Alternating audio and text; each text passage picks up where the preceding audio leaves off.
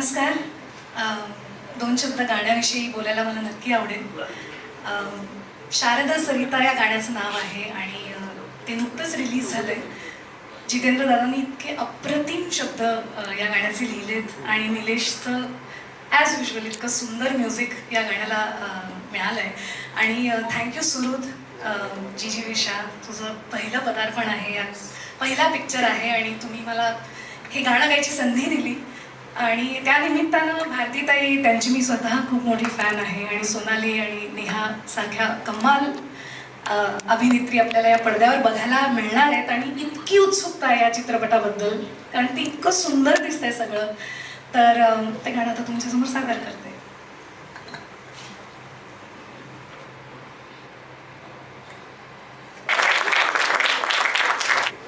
एकतर मला खूप आनंद आहे की ह्या चित्रपटामध्ये इतकं सुंदर गाणं मला गायची संधी मिळाली.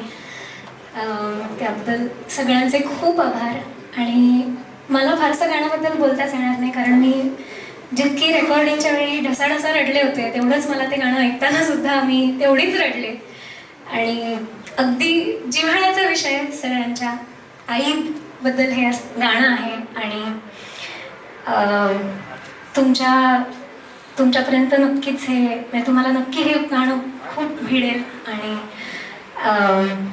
तेच सादर करते. जितू दादांनी लिहिलंय, खूप सुंदर शब्द आहेत आणि अद्वैत निमळकर यांनी संगीतबद्ध केलेलं आहे. I hope you like it.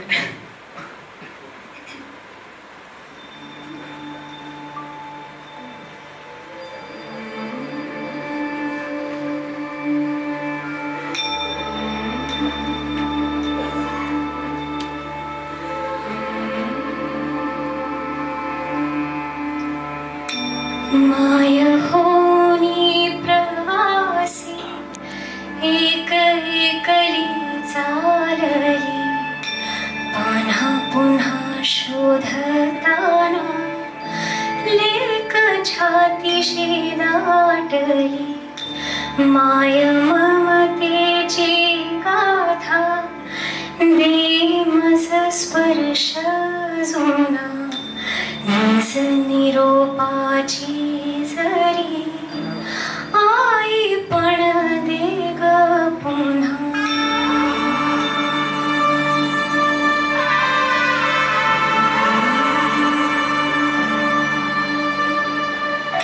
नको नको आई जाऊ, करुणी अशी आभाळ, तुझ्या विना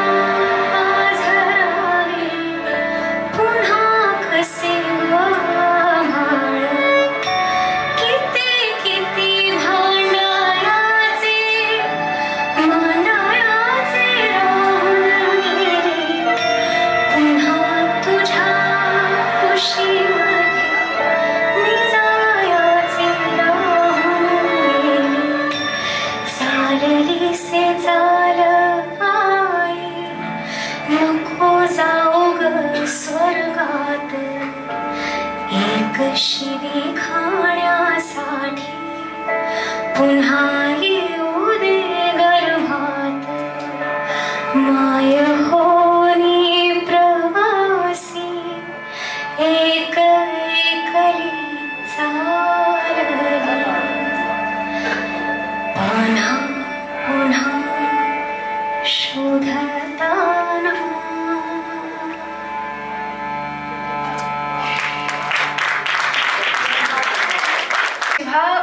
मला जी विशा आणि सुरुदनी काही रेकॉर्डिंगच्या वेळेला व्हिडिओ दाखवला, पिक्चर मधले काही सीन्स दाखवले आणि ज्या प्रकारे फिल्म शूट झाली आहे, ज्या प्रकारे तिघींनी ऍक्टिंग केली आहे, म्हणजे असं असतं ना की काही कलाकृती अगदी जुळून येतात, सगळ्या गोष्टी बरोबर त्या साच्यामध्ये बसतात. तसं मला वाटलं हे गाणं रेकॉर्ड करताना. आणि एकतर दोन मुलींची गोष्ट आहे आणि आईची. आम्ही स्वतः, मी आणि प्रांजली, आम्ही दोन मुली आणि म्हणजे त्याच्यावर लिहिलेली ही गोष्ट आहे. आणि बायकांची गोष्ट आहे. अजून ह्याच्यापेक्षा अजून रिलेटेबल काय वाटू शकतं असं वाटतं? सगळे म्हणजे आता जे हे चाललंय पण बायकांचीच गोष्ट. बायका नसेल तर कुठलीच गोष्ट सांगणारी सुद्धा आईच असते, आजी असते. बायकांपासूनच गोष्टी सुरू होतात. जे जन्माला येतं ते बायकांपासून जन्माला येतं आणि जे विलय पावतं ते सुद्धा तिच्यामध्ये पृथ्वीच्या पोटातच विलय पावतं. त्यामुळे पृथ्वीच्या पोटी पुन्हा पृथ्वी जन्मावी हे याच मागचं आहे की बायका नसतील तर जगण्यालाही काही अर्थ नाही, कशालाच काही अर्थ नाही. आणि निलेशनी एक गोष्ट मला सांगितली होती, ती मी बोलेन की अत्यंत प्युअर व्हॉइसमध्ये त्याला कुठेही काही नुआन्सेस न ॲड करता उच्चार अगदी स्पष्ट आणि अगदीच काय म्हणू साधं सोपं गाणं पोचवायचं आहे. कारण काही गरजच नाही त्याला अजून अलंकारिकपणे ते मांडायची. इतकं सुंदर शब्द आणि इतकं सुंदर म्युझिक, ते फक्त पोचवायचं काम मी सुंदर पद्धतीने केलं ते काम सुद्धा. निलेश, प्रत्येक चाल कशी काय चांगली बनवू शकतोस? म्हणजे हे कुठून येतं? जितकी आपण शीर्षक गीतं ऐकतो आणि निलेश मोरेला गाणं देण्यामागे सुद्धा स्वार्थ हाच होता. कोकली गोसेमचे निर्माते आणि आमचे परम मित्र निखिलजी महाजन यांचा आणि गोडबोले यांचा स्वार्थ हाच होता की निलेश मोरे कसा कनेक्ट होतो लोकांशी. म्हणजे जो सर्वसामान्य मराठी माणूस आहे, जो एस्पेशली खास करून मध्यम वर्गातल्या ज्या स्त्रिया आहेत, जे घरी आजी आजोबा आहेत, हे अनेक वर्ष निलेश मोरेची शीर्षक गीतं ऐकून ऐकून त्यावर ते शीर्षक गीत लागलं की कळतं की ही मालिका सुरू झाली. हे इतकी वर्ष काम करून बरोबर कसं काय हे जमतं प्रत्येक वेळेला? नाही, हे असं जर तू जे म्हणतोयस, तुझ्या तोंडून एकतर हे येते, हे माझ्यासाठी खूप मोठं अवॉर्ड सारखंच आहे. आणि मला वाटतं हे माझ्या गुरूंचे आणि माझ्या आईवडिलांचे आशीर्वाद आहेत की मी जे संगीत करतो ते लोकांना आपलंसं वाटतं आणि लोक ते कुठलाही विरोध न करता त्याला आपल्या प्लेलिस्टमध्ये ॲड करतात. हे इट इज माझं भाग्य आहे खूप मोठं. आणि मी त्याच्यासाठी ऑफकोर्स एक कलाकार, प्रत्येक कलाकारच परिश्रम घेत असतो, तर तेवढेच मी घेतले. त्याच्या फार पुढे काही जाऊन परिश्रम केले. आपण वेगळ्या गोष्टीसाठी वेगळे परिश्रम घेतो. तर जेव्हा असं कळलं की एक आतापर्यंतची जर कामं बघितली निखिल महाजनची किंवा हा जो संच आहे वेगळ्या पद्धतीचं काम करतो, तर त्याने जेव्हा सांगितलं माझ्या सिनेमासाठी तर ते माझ्यासाठी सरप्राईज होतं की म्हणजे निखिल महाजन, सुरुत गोडबोले आणि जीजी विषयाच्या फिल्मसाठी माझा विचार केला. कारण माझा संगीतकार म्हणून जे लोक विचार करतात, तर ते मला जेव्हा फिल्मच्या नरेशनला बोलवतात तेव्हा मला 4 प्रकारची गाणी सांगतात. एक तर रोमॅन्टिक डुएट हवे, नंतर एक सॅड सॉन्ग हवंय, ब्रेकअपचं गाणं हवंय, एक मॉन्टाज सॉन्ग हवंय आणि एक आयटम सॉन्ग हवंय. तर हे ह्याच्या पुढे माझ्या वाट्याला येत नव्हतं काही, जे या निमित्ताने आलं. आणि त्याच्यासाठी मला नरेशन नव्हतं दिलं गेलं या फिल्मचं. मी जेव्हा भेटायला गेलो या तिघांना, तेव्हा त्यांनी मला एका खोलीत डांबून छान AC वगैरे लावून मला एक लॅपटॉप दिला, हेडफोन्स दिले बोसचे, आणि मला अख्खी फिल्म बघायला सांगितली. आणि मी फिल्म बघितली. म्हणून मी आज या तिघींना पहिला आल्या मी भारतीताईंना तर मी असं केलं, कारण मी फिल्म बघितलेली आहे. आणि या तिघींनी जी या फिल्ममध्ये कमाल केली, म्हणजे उत्तम लिखाण, उत्तम दिग्दर्शन, उत्तम निर्मिती मूल्य आणि सुपरलेटिव्ह अभिनय, अशा 4 गोष्टी या फिल्ममध्ये आहेत. आणि अशा फिल्मसाठी मला जेव्हा त्यांनी एक याचं तू टायटलचं गाणं तू करावंस असं जेव्हा सांगितलं, तेव्हा मला अत्यानंद झाला. आणि दुसरी आनंदाची गोष्ट, ह्या माणसाच्या शब्दांना मला संगीत करता आलं, ती माझ्यासाठी अजून आता हे मला सांगू द्या. निखिल महाजन यांचा मला फोन आला. ते म्हणाले की आपण एक असं करतोय की तू आता माझं कसं आहे माहिती का, मी घरातलाच आहे. म्हणजे मी कोकली कोई आहे, मी सुटुरी आहे, मी म्हणजे माझा काय म्हणजे कशासाठी माझं घर असं म्हणजे घरातलीच माणसं आहे. तर त्यांनी सांगितलं की निलेश मोरेला आपण सांगतोय कारण त्याची ना कनेक्टिव्हिटी. अरे म्हटलं मग लिहितोय कोण? म्हटलं त्याला सांगितलं तुला घ्यायचं. मी म्हणलं नाही मला किती वेळ झाला त्याला सांगून? तर म्हटलं आता एक अर्धा पाऊण तास झालाय. आणि मी इमिजिएटली माझं वेगळं शूटिंग करत होतो, लगेच फोन लावला. म्हटलं निलेश तुला आवडेल का मी जर गाणं लिहिलं तर? तो म्हटलं हो. आणि मग त्याच्यानंतर पुढच्या अर्ध्या तासात काव्य स्वरूपात की म्हटलं हातात आणखी कुणाला सांगितलं असेल नाही, याच्यामध्ये प्रतिभा वगैरे काही नव्हतं, एक आसुसले पण होतं. मला गीतकार म्हणून फक्त माझंच नाव लागलं पाहिजे या चित्रपटात. कारण 2 गोष्टी आहेत त्याच्यामागे. एक तर जीजी विषयाचं पहिलं काम आहे आणि माझी अत्यंत म्हणजे माझ्या तिन्ही लाडक्या स्त्रिया मुली याच्यामध्ये आहेत त्याच्याविषयी नंतर बोलेन मी, पण निलेश मोरे बरोबर मला एक गाणं करायचं होतं, त्यामुळे ते मी केलं. आता शरयू, खरं तर ही सगळी गाणी नंतर आली. हे जे गाणं तू गायलीस हे मुळातलं एकच गाणं याच्यात असणार होतं. तू जेव्हा जे काही तुला क्षणचित्र याच्यात दाखवली गेली आणि तू म्हणालीस मगाशी की गळागळा रडत होतीस, गाणं वाचल्या वाचल्या रडायला आलं का नाही? आधी रेकॉर्डिंग वगैरे झालं? म्हणजे अगदी शब्द वाचून इमोशनल झाले होते मी. हो. पण रेकॉर्डिंगच्या वेळेला पहिला एक टेक झाला आणि त्याच्यानंतर तू आलास. होय. नंतर आपल्यामध्ये बोलणं झालं. हा, आणि तू ज्या प्रकारे ते समजावून सांगितलंस मी मला, एकच गोष्ट सांगितली की तिने जे गाणं गायलं होतं ते पिच परफेक्ट होतं, त्याच्यामध्ये कुठेही नावं ठेवायला जागा नव्हती. परंतु मी तिला म्हटलं की तुझी आवडती गायिका कोण आहे? अर्थातच सूर्यचंद्र तारे या जगामध्ये आहेत आणि लता दिदींचा स्वर आहे. तर ते म्हणाले अर्थातच लता दिदी. म्हटलं मग या गाण्यात एक काम करतेस का, एक त्यांना हाक देतेस का? एक हाक मार त्यांना, आपली माय आहे ती सगळ्यांची आणि त्या आईला आपण हाक देऊया. आणि मग ती नंतर गळागळा रडू लागली. ते जे काही गाणं आहे आता हे जे तिने गायलंय हे तर आहेच, शिवाय एक 8 मिनिटांचं एक त्याच्यामध्ये पान्हा पुन्हा या नावाने तुम्हाला अल्बम मध्ये ऐकायला मिळेल की ते अत्यंत विलंबित ताल जर असता तर कसं, अद्वैत इथे आलेलं नाहीये पण त्यानं अप्रतिमरित्या ते केलेलं आहे. आणि ते गाणं मला जीजी विषयाविषयी एक सांगायचंय, गाण्याविषयी बोलायला लावलंय म्हणून की मी तिला विचारलं काय तुला कसं गाणं हवंय? ती मला म्हणाली बहिणाबाईंनी जर शब्द लिहिले असते ते कसे असते असं मला. त्यामुळे ते अरे संसार संसार जसा तवा चुल्यावर आधी हाताले सटके तवा मिळते भाकर, तर माय होऊनी प्रवासी एक एकली चालली पान्हा पुन्हा शोधताना लेख छातीशी दाटली, माय ममतेची गाथा देई मज स्पर्श जुना, निज निरोपाची जरी आई पण देग पुन्हा, नको नको आई जाऊ करुनी अशी आबाळ, तुझ्या विना पाझरावे पुन्हा कसे ग आबाळ, किती किती भांडायाचे मांडायाचे राहून गेले, पुन्हा तुझ्या कुशीमध्ये निजायाचे राहून गेले. इथं झोपायाचे लिहिलं होतं, महाजन म्हणाले की निजायाचे राहून गेले. चाललीसे चाल आई नको जाऊ ग स्वर्गात, चाललीसे चाल आई नको जाऊ ग स्वर्गात, एक शिवी खाण्यासाठी पुन्हा येऊ दे गर्भात, एक शिवी खाण्यासाठी पुन्हा येऊ दे गर्भात. तर ही सिनेमा ही आमची मायाच आहे. आम्हाला प्रेक्षकांनी कौतुक करू दे, शिव्या घालू दे, पण पुन्हा पुन्हा हिच्याच गर्भात आम्ही जन्माला यावं, पुन्हा पुन्हा सिनेमेच करत राहावे, ही कलाच आमची आई आहे. आणि इथून पुढे तर सुरुची गोडबोले सूत्रसंचालन करत होते, तर त्यांनी परत यावं. माझं बोलून झालेलं आहे. सुरुची फार चांगलं करताय तुम्ही, म्हणजे श्रीरंग गोडबोले यांची पताका आपण जे घेऊन चाललेला आहात अप्रतिमरित्या तुम्ही ते करत आहात. थँक्यू. धन्यवाद. आम्ही जाऊ शकतो? Yes sir, thank you so much.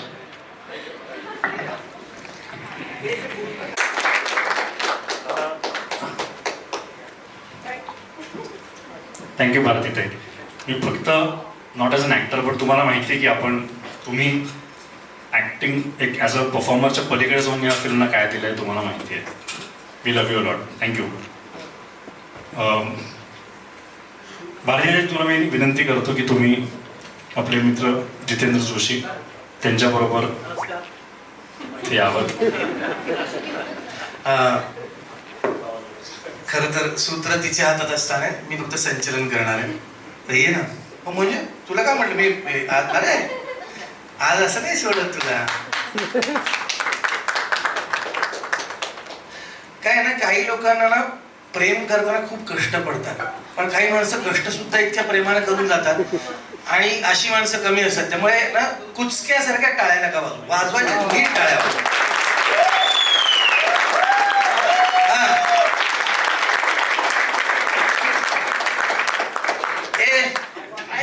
अरे बापरे, टिश्यू है ना, डझन भर. बघ ना आता तू भेटवस्तू देताना तुम्ही आमचं इन्स्पिरेशन आहात. इन्स्पिरेशन मला काय कळत नाही म्हणजे काय असतं. म्हणजे मी अशीच आहे, म्हणजे मी अशीच पहिल्यापासून अशीच आहे. हो, म्हणजे ज्यांना ते कळतं ना की ही अशी आहे असं असणं खूप अवघड असतं, इतकं सोपं नसतं. त्यांना ते इन्स्पिरेशन वाटतं, व्हावंसं वाटतं. हा, पण म्हणजे मला वाटतं की साधं हे सोपं असतं. म्हणजे खूप खरेपणाने केलं ना तर मग ते सोपं असतं. हा त्याच्या मागे काही थॉट असला तर मग ते सोपं नसतं, कारण ते निभावणं फार कठीण असतं. जसं आपण म्हणतो ना, एक खोटं बोललं की दुसरं खोटं बोलावं लागतं, मग तिसरं खोटं बोलावं लागतं. मला काहीच करायला लागत नाही, मी इतकं मनापासून करते की मला काही त्याचं एक्सप्लेनेशन द्यावं लागत नाही. मला त्याच्यातनं असं काय लोकांना काय असे बोध द्यायचे नसतात, काहीच नसतात. मी निखळ आनंद वाटते आणि त्याचा आनंद मला इतका होतो की आता म्हणजे मी जसं म्हणाले की आता कोणी असं जेवायला आलं तर 10-12 माणसं वगैरे आली तर माझ्या चेहरा काही शिकन पण नसते. मला खूप आनंद होतो लोकांना खायला घालणं, मला खूप आनंद होतो लोकांना भरभरून काहीतरी देण्यामध्ये. आता ते का हे मला नाही सांगतो. पण हे किती दुर्दैवी गोष्ट आहे की मी प्रामाणिकपणे सांगतो, मी आजपर्यंत एकही काम तिच्या बरोबर केलेलं नाही आहे. आणि तरी सुद्धा तिने जे दिलंय ना, तर अशी एक अभिनेत्री, मी खरंच सांगतो, मी कुठल्या ते बॉन्ड पेपरवर वगैरे लिहून द्यायला तयार आहे की ज्या दिवशी हा चित्रपट बाहेर येईल, नो डाऊट आमच्या या दोन्ही मैत्रिणींनी अप्रतिमच कामं केलेली आहेत, नो डाऊट सगळ्यांनी उत्तम कामं केलेली आहेत, आमची गाणी वगैरे सगळं. पण या बाईचा एक क्लोजअप, या बाईचा एक एवढा क्लोजअप सुद्धा इतक्या गोष्टी बोलून जातो ना. आणि ते बोलून जातो याचं कारण जे आयुष्य ती जगली. आता तू बोलतेस ठीक आहे हे सगळं सोपं असतं वगैरे, खरंच इतकं सोपं होतं नाही, सोपं नव्हतं. पण मग सोपं कसं केलं ते नाही मला सांगते. तरी काहीतरी म्हणजे आधी एक तर म्हणजे पहिल्यांदा या सगळ्यांचे थँक्यू जे पडद्यामागचे सगळे होय आहेत, ना? निखिल, बाकी सगळे पोरं, सुरुत, जीजीचे फारच थँक्यू की माझा विचार केला. तुला माहिती का, त्याच्यातच मी एवढी हुरळून गेले होते की ह्या रोलला मला विचारलं. म्हणजे लोकांना फक्त मी हसवते एवढंच लोकांना माहिती आहे की मी कॉमेडियन आहे, पण अशा रोलमध्ये मला विचारणं हा माझ्यासाठी फार मोठा चॅलेंज होता. आणि माझ्याकडनं काढून घेतला जीजीनी, निखिलने, दोघांनी माझ्याकडनं काढून घेतलं. मला आठवतं आहे पहिल्या दिवसाचा माझा शॉट होता, माझा एक आहे त्याच्यात मोनोलॉग, तर मला दिला लिहून 1.5 पानाचा काहीतरी होता. पहिल्याच दिवशी ते ठेवलं. हां, मग निखिलला म्हटलं निखिल एवढं नको रे माझ्यावर आरोप करू, म्हणजे काय म्हणत त्याला म्हटलं तू लागतोच पाहिजे, मला जरा फिल्मची काहीतरी माहिती असू दे, 1-2 दिवस शूटिंग तर होऊ दे. मग तो म्हणाला उद्या करतो, म्हणजे एकच दिवस. लगेच दुसऱ्या दिवशी केला त्याच्यानंतर परत हावराटासारखा मला म्हणाला नाही मला वन शॉट हवा आहे. म्हटलं अरे वन शॉट नाही, होईल.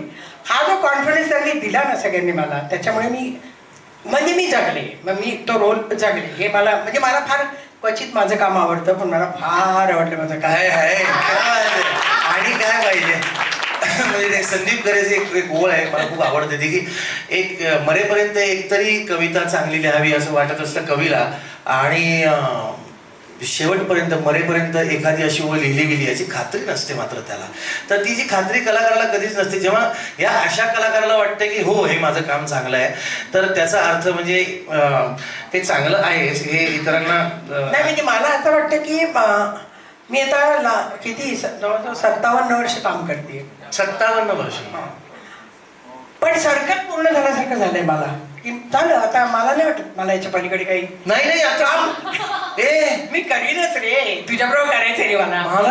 मी तुला काय वाटतं, मी अत्यंत मोफत या कार्यक्रमाचं सूत्रसंचालन गाणी म्हणजे कसं आहे की माझा पुढचा पिक्चर हिच्याबरोबर आहे म्हणून मी स्पष्टपणे सांगतोय. निखिल महाजन कुठे आहे, कोकणी कोचं स्पेलिंग सुद्धा पाठ करायला तयार आहे. तसं नाही, म्हणजे खरं सांगते, म्हणजे असं वाटतं नाही एखाद्याला की बाबा छान बस आता मिळालं तर करायचंच. पण माझं समाधान झालं, एक समाधानाची जी हे आली आहे ना मला की मी केलं आयुष्यात काहीतरी, असं मला या पिक्चरने दिलेलं आहे. आणि thank you so much for. Okay. पण ना मी आणखी एक सांगतो, हे लिहिणं बिणं सोपं असतं.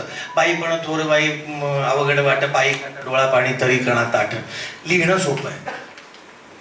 लिहिणारा सोपेपणाने लिहू शकतो कारण तो कुठल्या तरी जगणाऱ्या माणसाला पाहत असतो. आणि अनेक माणसांचं जगणं हे असं असतं की त्या जगण्याच्या पाठीमागे इतके वेगवेगळे पडदे असतात. त्या पडद्याच्या पुढे येऊन हसतमुख राहून आनंदाने सगळ्यांना वाटणं हे त्यालाच जमतं. म्हणजे आमच्या नकळत सारे घडलेमध्ये एक वाक्य होतं विक्रम काकाच्या तोंडी की घर म्हणजे काय बाई हे त्यांनाच कळतं ज्याला घर नसतं. एक त्या माणसाला आनंद हा त्या माणसालाच वाटता येतो जास्तीत जास्त ज्याला जो त्या आनंदापासून थोडासा दूर राहिलेला आहे. नाही. आणि मला पण हा रोल करताना मला ते म्हणजे माझं आयुष्य पण गेलं माझ्या डोळ्यासमोर की मी पण 34व्या वर्षी विडो झाले होते. माझा मुलगा 9 वर्षाचा होता. तर तर मला ते वाढवावं लागणार, ते कसं वाढवलं हे सगळं आलं माझ्या ह्याच्यामध्ये. पण हे वेगळं होतं, रोल वेगळा असतो आणि आपल्या आयुष्यामध्ये आपण जे करतो त्याची इन्स्पिरेशन आपण घेतो थोडं थोडं. पण एवढं नाही की बाबा मी हा सगळा रोल त्याच्यातनंच केला असं नाही आहे. पण मला कळलं की बाबा एकटीने वाढवणं मुलांना वगैरे म्हणजे काय असतं. नाही हे बरोबरच आहे, पण जगणं मात्र काहीतरी देत असतं. आणि तू कुठल्याही पॉडकास्टमध्ये वर जात नाही, या निमित्ताने मी हे बोलून घेतलं, कारण तू आजपर्यंत तुझ्या बोलण्यामध्ये कधीही कुठल्याही प्रकारचा विषाद नाही. आत्ता सुद्धा सर्कल कम्प्लीट झाल्यासारखं वाटतं म्हणते, पण ही खंत कधी तिच्या बोलण्यात आली नाही की नाही बाबा मला या पद्धतीचा रोल कुणी आजपर्यंत दिलाच नाही. खंत न करणारी माणसं असतात ना, ती फार निराळी असतात, वेगळी असतात. तर अशी ही हिरोईन जिच्याबद्दल खूप मनापासून प्रेम वाटतं. आणि काही अशी माणसं असतात ना, काही अशा स्त्रिया आहेत, मी उघडपणे सांगतो, ज्यांना बघून असं वाटतं जरा उशिराच जन्माला आलो नाही, त्यावेळेला जन्माला आलो किती बरं झालं असतं. मला चालेल असं काही. मला एक सांग, खंत नाहीये तुला कसलीच नाही, अजिबात नाही. गाणं पुढे चालू ठेवलं त्याची त्याची खंत आहे. पण काय त्याला म्हणजे मला इलाज नव्हता ना, म्हणून त्यावेळेला मला इलाज नव्हता. गाणं करणं हे त्यावेळेला पैशाचं साधन नव्हतं जेव्हा मी गात होते तेव्हा. आणि आय नीडेड मनी. महाराष्ट्राची महागायिका वगैरे तेव्हा मी असायची. ते केलं, मी सोडलं ते. म्हटलं नाही ठीक आहे, हरकत नाही. माझ्या खंत आईला राहिली. आईला खूप प्रचंड अगदी जाईपर्यंत खंत राहिली की नाही केलं गाणं तर माझं. आता गायला सांगू नकोस मला. हे बघा मी काय बोललो, बघतोस तू आदाच्या सारखा. मी काय आधाशासारखं, मी फक्त असं आईची इच्छा होती मी गाणं गावं. आता आईची इच्छा मोडवेल का माये होऊनी प्रवासी वगैरे. बरं गंमत, माये होऊनी प्रवासी जेव्हा लिहिलं ना, मी रात्री पहिला फोन निखिलला केला, म्हणजे निखिल हे बघ हे असं झालं जीजी विषा. तिसरा फोन हिला केला, तर ही काय म्हणते ए मी गाणार. म्हणजे त्या माझ्या आवाजात शोभलं असतं खूप, पण ते फारच सुंदर गायली. त्याचं डिफरन्स काय आम्हाला दोन असं सोडत नसतो. आज सेलिब्रेटिंग भारती अचरेकर म्हटल्यानंतर आणि त्यांचं पण इंटरव्ह्यू याच्यात की नाही. कुणाचे काही इंटरव्ह्यू नाही, काही नाहीये. यांना आयुष्य पडलंय, 78 वर्ष झाले तेव्हा देतील. तुझं आहे आज फक्त प्रेसवाल्याला कोणी माझं वय गेलं तर याद राखा. आम्ही विचारलं नाही. 7वर 8 78 7वर 8 78 आणि आता सुरू झालंय अभी तो पार्टी सुरू हुई है.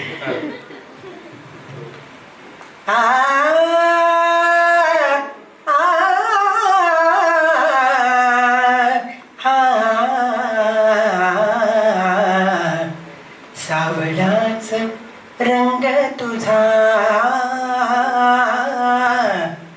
सावळाच रंग तुझा, पावसाळी नवा परी. आणि नजरेत तुझ्या, आणि नजरेत तुझ्या वीज खेळते नाचरी. सावळाच रंग तुझा, चंदनाच्या बनापरी, चंदनाच्या बनापरी. आणि नजरेत तुझ्या नाग खेळती विखारी विखारी. सावळाच रंग तुझा.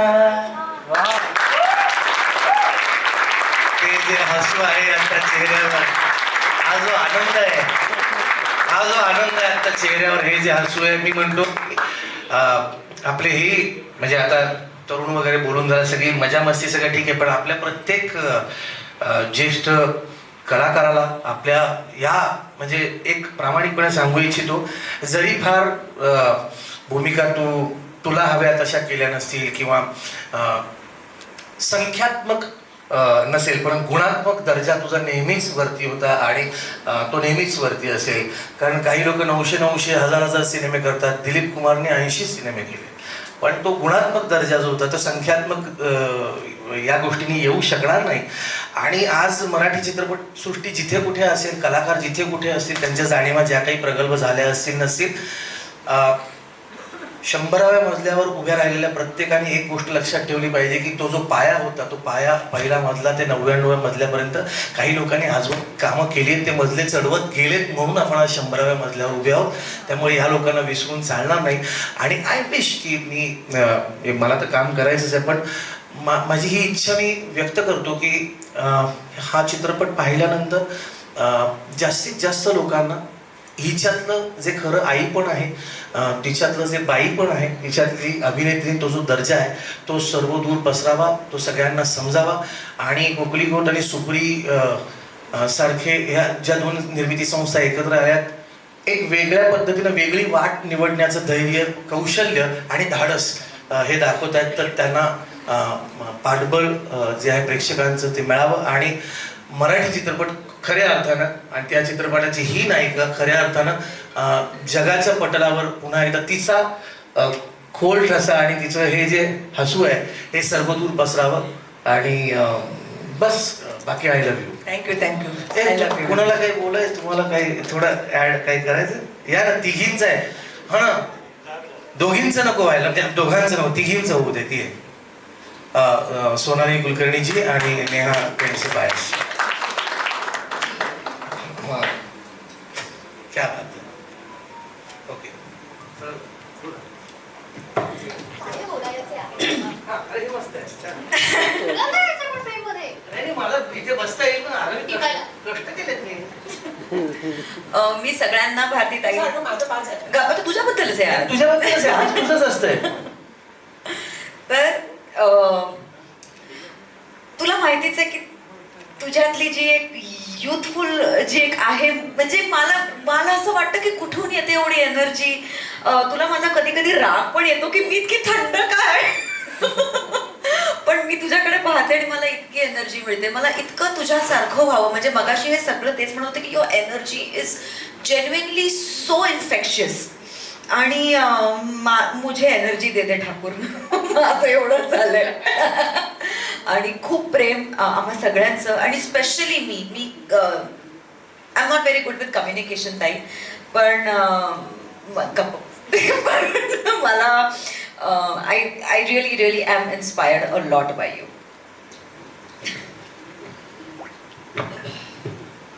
काय बोलायचं मी जितेंद्र जोशी.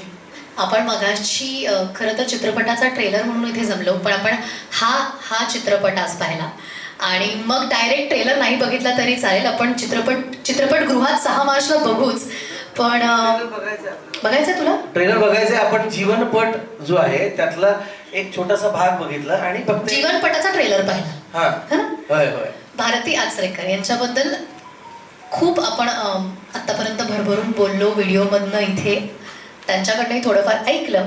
पण खरं तर एक वेगळा कार्यक्रम फक्त त्यांच्याविषयीचा अनेक तासांचा होऊ शकतो. करूया. मी एवढंच म्हणेन की या चित्रपटात जेव्हा क्रेडिट्स तुम्ही दिले असतील मला माहिती आहे, पण थोडक्यात मी एवढंच म्हणेन, स्टारिंग नेहा पेंडसे बायस, सोनाली कुलकर्णी आणि पदार्पण भारती आचरेकर. माझा पहिला मराठी चित्रपट आहे बरं का.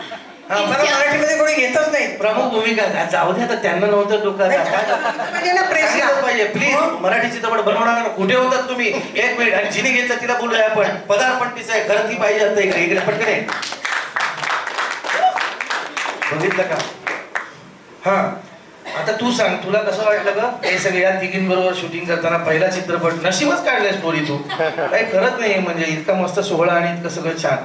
काय वाटतं तुला? तुझ्या भावना काय सांग?